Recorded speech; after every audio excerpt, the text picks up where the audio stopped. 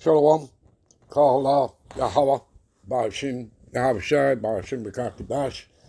Much honors and respects to the apostles and others, the great millstone, and to all the brothers out there doing this work in sincerity and truth, rightfully dividing the word of truth. You do that through your precepts. I say Shalom. All right. Back for another quick 4-part lesson. All right. We're going to title it News and Prophecy. And let's open it up with a video here from Clayton Morris from Redacted. Give me a minute.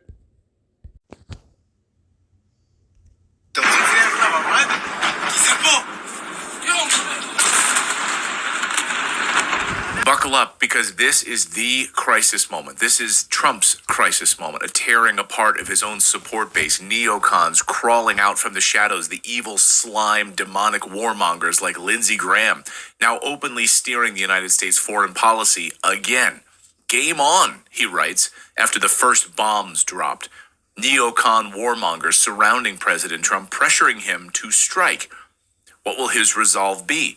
All of this happening while true conservative isolationists, what I call George Washington conservatives, are screaming, stay out of the Middle East. It only hurts the United States. This is the greatest foreign policy test of Trump's entire career. False flag attacks across the United States, threats of sleeper cells, and a narrative being built in real time to push us into war.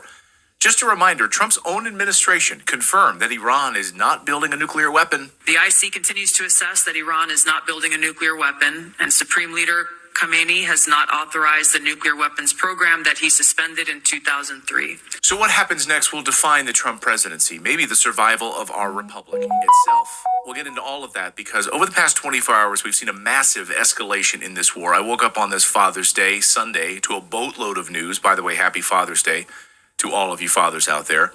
So first, we need to bring you up to speed on the devastating escalation over the past 24 hours in the Israel-Iran war, because it's moving fast and it's changing the entire world order. BRICS nations lining up behind Iran, sending them weapons. Western countries like the United States and the UK and Germany now lining up as expected behind Israel.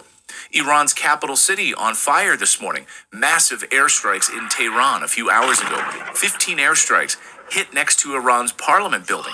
They destroyed Iran's IRGC headquarters. The Iranian Intelligence Ministry building in Tehran no longer exists. It's now gone. Then Israel struck Iran's nuclear agency headquarters. The escalation is happening in real time after Iran sent a devastating attack on Israel overnight. I stayed up late watching all the developments in Israel as Iran was attacking and destroying Israel's main missile factory, military installations in Haifa. This revolutionary tactical gloves are taking the... In Iran. Then Iran destroyed Israel's key oil refinery, which supplies over 60% of oil refining capacity to Israel. Hundreds of missiles hitting downtown Tel Aviv, which in many areas turned to rubble. It almost looks like Gaza. It's hard to tell the difference. Those cars destroyed and debris everywhere. Now I am the collateral damage. I look horrified at what happens in Gaza. But now it's like in my back door. Israel says targeting and assassinating Iran's leader Khamenei is now on the table. I'm sure Iran feels that same way about Netanyahu. Meanwhile, Iran says no peace talks. Iran says that's canceled, done.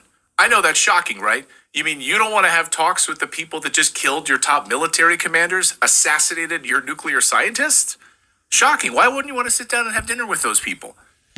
Israel, for its part, has now declared full air superiority over Iranian skies, which raised a lot of eyebrows with that statement. Weird, because as UN Weapons Inspector Scott Ritter just posted, if Israel has established air superiority over Iran, how is it that Iran can launch a daylight missile attack on Israel?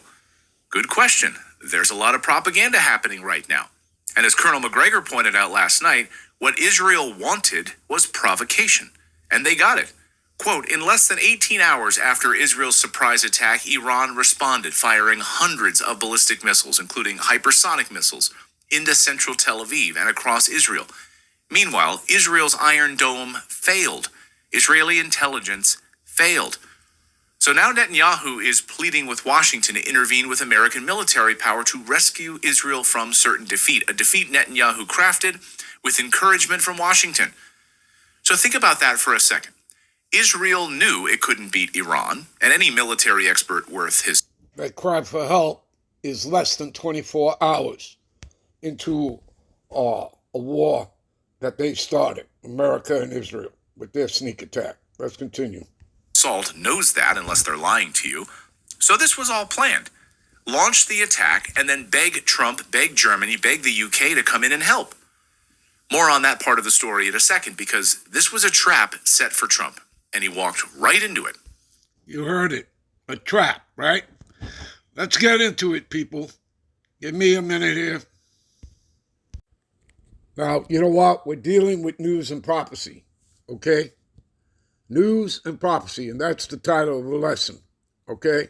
And prophecies are speaking. The prophecies here in your Bible, okay?